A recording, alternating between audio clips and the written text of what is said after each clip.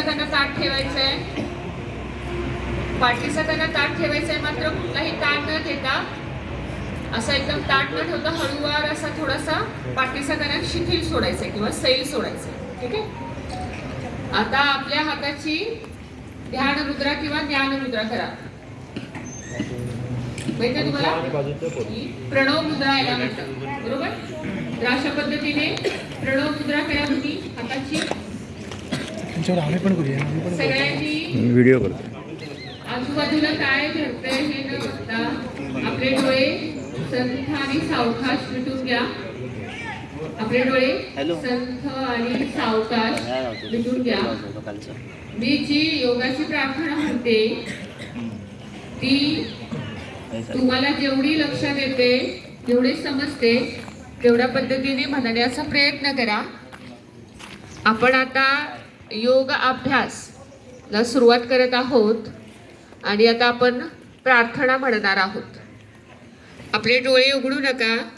शांत आणि संथ आपल्या चेहऱ्यावरती स्मित हास्य ठेवा. आपला चेहरा प्रसन्न ठेवा आणि मी जी सांगते ती प्रार्थना माझ्या मागून म्हणा. सुरुवातीला आपण प्रणव उच्चार म्हणजे ओंकारचे 3 उच्चार करणार आहोत. एक दीर्घ हळूवार श्वास घ्या.